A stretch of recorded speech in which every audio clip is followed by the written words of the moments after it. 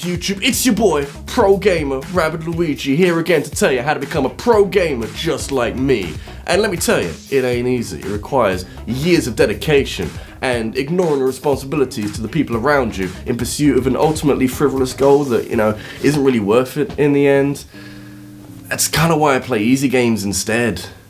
And hey, what's so bad about easy games anyhow? I have a hard life and a hard job keeping lots of people entertained and happy, so what if I want to relax into some game where dying isn't something I have to worry about? We have developed a stigma surrounding easy video games where you're not allowed to enjoy them given their lack of giant enemies that kill you in one shot. But I think there's a lot to be gained by playing easy games. I'm not condoning easy modes, I am not willing to go that far just yet.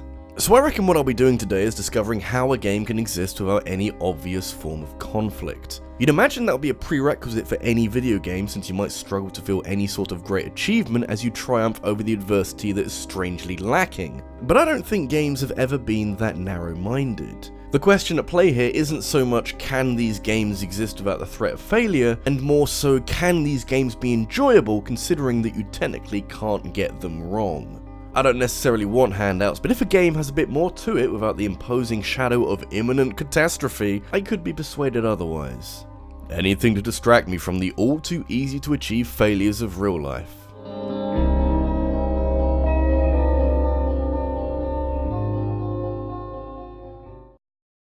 I know we've only just started, but already I'm wondering how the hell I rank these games. It shouldn't be too hard because I've talked about this kind of stuff before, just with the topic slightly altered to suit a particular trope. Usually I've looked at how a trait like this changes the game you play and whether or not there's anything to be gained from making the game so easy. The thing is, a game isn't automatically made harder by allowing the player to fail, and conversely, a game isn't suddenly really easy just because you're immortal. I look at an omnipotent god like Wario and immediately understand his hardships and the burden he must bear as a result of being Wario. In Wario Land 2, he can't die, but I can tell that he wants to.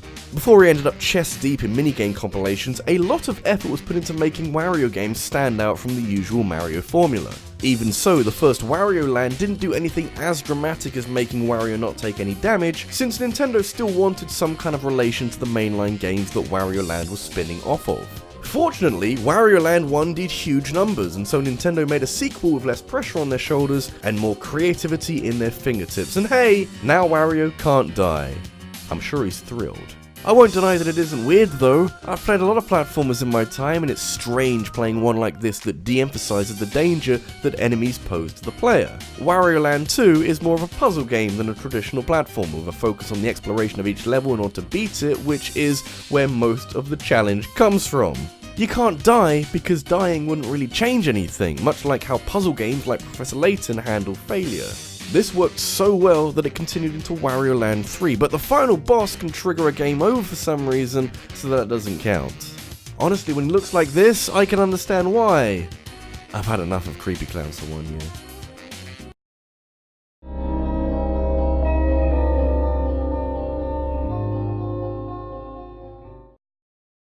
It's safe to say that a game in which you can't lose isn't a normal thing. If you were to pose this idea to someone with only a loose understanding of how video games worked once upon a time in an arcade in the 1980s, it's kinda crazy to think that video games have gotten to the point where this is an option. Perhaps it's no surprise then that something this unique has led to a whole other style of game where death isn't really an option, and hey, you can definitely die in some walking simulators, but by their defining features, it's not like you can fight back against threats. So you have to make your game challenging in other ways, and that's not always easy when you're walking around having a story laid out in front of you with minimal fuss. How do you get any conflict out of that? Well, there's a few things you can do, and you can't go wrong with good old-fashioned player choice. If you're walking all over the place, the least the game can do is give you a choice of places to go. The Stanley Parable has a narrator in the background telling you what to do and where to go as part of a wider theme of mind control. You can ignore them though, which then gives you other options. You just have to want them. Occasionally you need a game that allows you to go against the wishes of the narrator without instantly triggering a game over. That helps to make the Stanley Parable a game you can't lose, since there's no single thing that you can do that will trigger a game over, since it will likely contribute to one of the 19 endings available to you. I mean, some of those have you perform menial tasks for literally hours and hours that might make you feel like a loser, but whatever you do, you'll still end up doing something that the Stanley Parable counts as success. And honestly, that's one of the weirdest things this game does, and it does a lot of weird things. I suppose there are ways of winning the Stanley Parable, which is a bizarre enough feat on its own, but it's both appropriate and unusual that there's nothing you can do that will count as failure in this game. Even closing the door to Stanley's office and refusing to take part in any of this nonsense will net you its own ending, and that kinda sums it up, really. Get yourself a desk job where every decision you make leads to something substantial, and also where you've got a voice in your head narrating everything that you do. Make sure you unionize.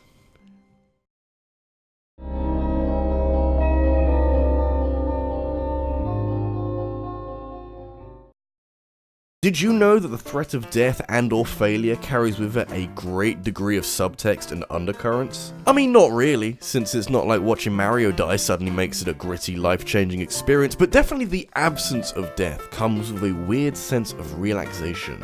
Kirby has been the opposite of this for decades, where this innocent facade hides layers upon layers of deep-seated horror and a general sense of dread that everything's going to unravel very quickly. Arguably, it doesn't fit within the tone of the game, but that's a large part of the appeal, since the absurdity of Kirby being an all-consuming destroyer of worlds is really entertaining. To the point where leaving this to one side and leaning into Kirby's adorable nature is kinda strange.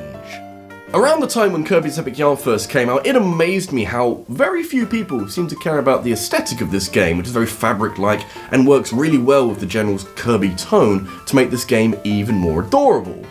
But no, it seemed like everyone was so firmly lodged up each other's asses about how easy this game was. As if a Kirby game isn't allowed to be easy. That being said, there are limits. Kirby and most of the rest of Nintendo's catalogue of IPs are angled to be child-friendly, with only the occasional creepy undertone to keep things interesting. These games are made the way they are so that they can appeal to a larger demographic and potentially pose a challenge to anyone. Kirby's Epic Yarn is a bit of an anomaly with the way it doesn't allow Kirby to take any damage, which I can't lie to you, does significantly change up how you'll likely feel about this game. As a downside, Nintendo have made a Kirby game lacking in any reasonable difficulty that isn't too far removed from a guided tour through what loosely resembles a video game. But also, I'm kinda down for this dynamic. There hasn't really been such a thing as a bad Kirby game before, but sometimes it's been a bit difficult to enjoy the cutesy visuals when so much crap is flying at you. Making it so that you don't have to worry about standard concerns like dying so you can enjoy how lovable Kirby's Epic Yarn is was ultimately the right move to make, and since it exists on its own with other Kirby games letting the pink guy die without remorse, I see no major problem here. Could have used with more creepy things though. Even without death lurking around the corner, it's all pretty tame in Epic Yarn. Though there's nothing more horrifying than living forever.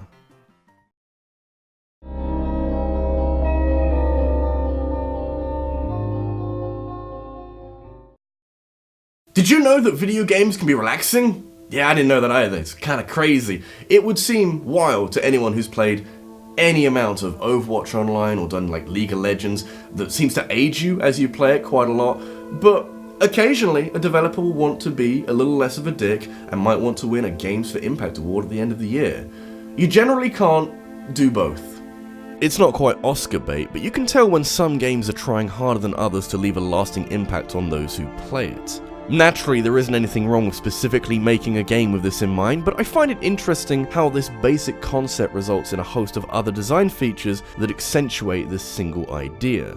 You can't make a game like Journey and not think about these sort of things, since the presence of enemies would change how people feel about this game quite drastically. It's hard to have a deeply moving spiritual adventure if you're fending off bad guys every 30 seconds. You can see why they did what they did when I put it like that. Surprise, surprise, there's no way of failing during your adventurous escapades in Journey, but I'm personally very interested in what that does to the game. Yeah, putting in a bunch of scenarios that could trigger game overs would be very distracting and would undermine a lot of the important themes of Journey, but this game has to have some kind of challenge to it, right? Kind of, there's hostile enemies towards the end, but they don't do a ton to impede your progress and definitely not enough to kill you. Mind you, there's that bit where the game tells you to subscribe to RabbidLuigi's YouTube channel and click the bell for notifications of every new upload, which definitely impedes your progress, but thankfully not for too long. You don't have to lose your mind over it. Journey is a game all about the path you take to get to this mountain and the wonders you see along the way, so it makes a lot of sense that there isn't too much to bog you down. Just sit back and enjoy the visuals and maybe your friendly, anonymous, real human companion who keeps you company until the end. I don't need conflict when I have to work together with another person to reach the top of a mountain. People climbing Mount Everest don't have to fight off abominable snowmen, so this makes sense. It's just the crippling sense of self-doubt and anxiety. It's definitely not a problem, don't worry about it.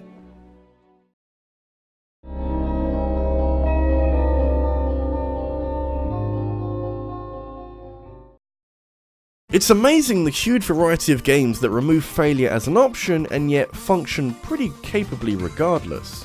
It seems like such a fundamental factor of every video game out there that you couldn't possibly remove it without tripping over a ton of hurdles along the way that would eventually lead to everything unraveling quite spectacularly. Plus, you'd have a strong argument if the possibility of failure is what helped to define a video game for you, since there's plenty of non-fiction apps out there that clearly lack a fail condition that you could never consider a game. I suppose it just depends on whether or not you see life simulators as video games, because hey, if you do, Animal Crossing is very much lacking in conflict. It's a bizarre thing to think about, since if you've played an Animal Crossing game for any amount of time, you've likely felt the sharp pang of failure on a number of occasions. Failing to catch a fish, being attacked by a tarantula, maybe just letting your turnips go bad. These can all be classified as a form of losing at Animal Crossing. I'd say these are a stretch though that conveniently ignore the entire crux of these games and why the average person might want to play Animal Crossing. The overarching conflict, if you want to call it that, is paying off the mortgage to the house you've built, which as an adult is a real thing that you can't really afford to fall behind on. But in Animal Crossing, you're alright. Pay it off whenever you want, or not at all, we honestly don't mind. How do I join you? And all this reminds me of how I was once asked to explain the appealing features of Animal Crossing to someone who had never played it before, and I guess it's hard to explain it as simply as that. The lack of pressure on the player makes Animal Crossing one of the most zen-like experiences you can enjoy these days. You can build a town in your image and cultivate friendships with animals and overfish the rivers and oceans until you've destroyed the ecosystem. And all the while you can do so without any time constraints that might trip you over or a looming threat that you have to drop everything to deal with. It's meditative gameplay at its finest, and you can see why it's worked so well with so many people for decades now. In the next game, you're tasked with building up a deserted island from scratch in an almost survival-like scenario. Never have I been less worried about the safety of my character before. This is RabbidLuigi, and the side effect of not being in any mortal danger in Animal Crossing is that you take smaller, significantly less significant losses way more seriously. I remember playing the GameCube game, and I really wanted to catch a coelacanth, and I missed out, and I was devastated for like a week. It was a big thing.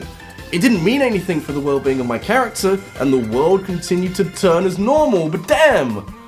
I just really wanted that fish. I don't think these are good lessons to be teaching kids.